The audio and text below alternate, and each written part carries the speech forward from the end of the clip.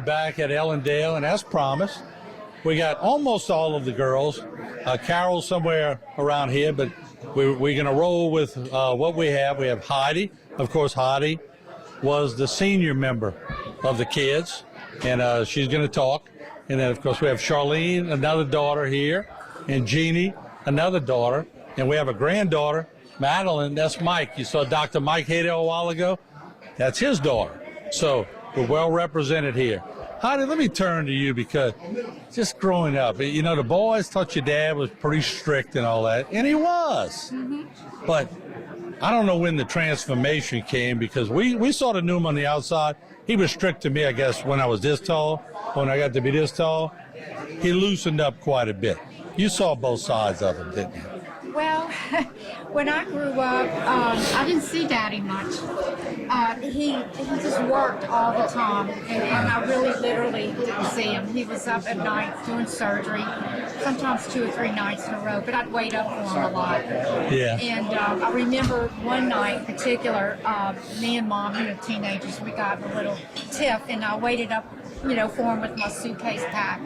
And I said, and it was like 1 o'clock at night, and he came in and he says, "What are you doing?" I said, "I want to run away. Can I go stay at Mom and Papa Haydel's?"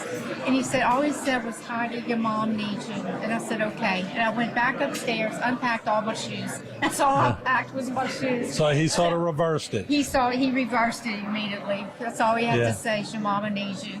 Yeah. So, but he didn't really discipline us. Mama was our discipline. Right. And Daddy didn't, he really didn't. He was always nice. He didn't spank us, and he didn't punch us either. Right. So that was Miss Jean, right? That was Mama. Yeah. Mama was our boss. So you talked about the fact that he was always coming in late. Was it just a consensus that your daddy, I'm not going to say workaholic, because he played hard too. He fished hard. He had the camps. He did all kind of things. But everything he did, he had a tremendous amount of passion. Yes. Oh, my gosh. I've never seen a man love life with such a tenacity. He put his mind to something, he did it. And I don't think there was anything he wanted to do he didn't do before he died. And it was just so nice to see somebody like that. I adored my daddy as a child and growing up. And I know that, I know my sisters did, and our grandchildren. And I don't know, it was just, and I loved taking care of them and spending so much time with them the last few years.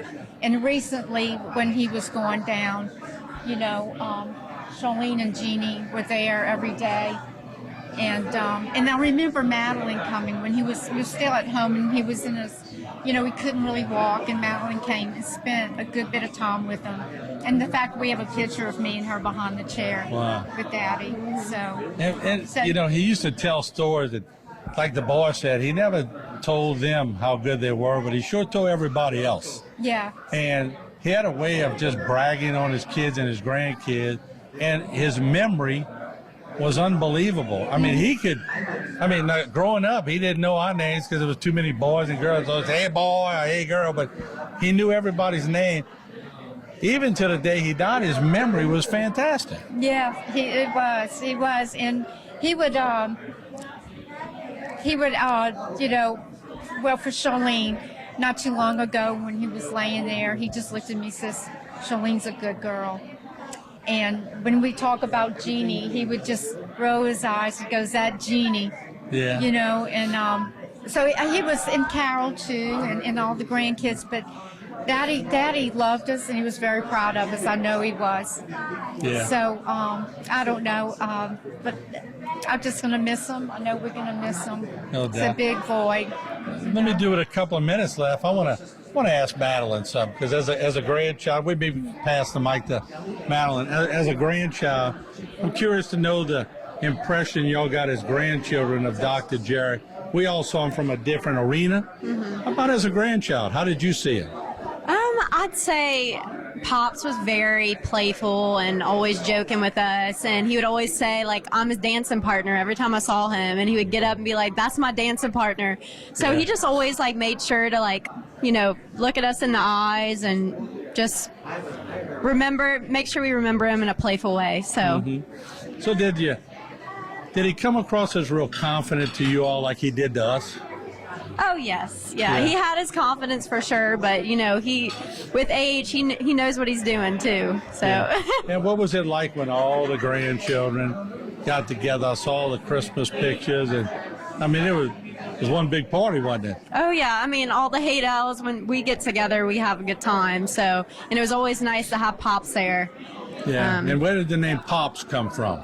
I actually don't know. Where did that come from?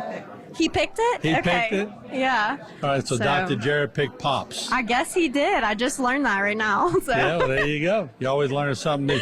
What are you going to remember most about your grandpa? Or Pops? Pops. I'd say that I definitely learned his work ethic, and you could get anywhere in life if you work just as hard as Pops. And I'll always remember his friendly personality and just taking care of his grandchildren. So. Are you prepared to work 80 hours a week? Not at this moment, but maybe one day. Because he sure did. He did. He worked all the time. He was a hard worker, so I'll remember that. Thank y'all so much. I appreciate it. Thank you. And good to have y'all. All right, there you have it from Ellendale. As some of the ladies in Dr. Jerry's life, we'll take a short break. And there you have it. What a great celebration of Dr. Jerry. I know you don't see this often from a funeral reception, but we just thought the legacy is so important in this case. So we'll take a break, and thank y'all for joining us.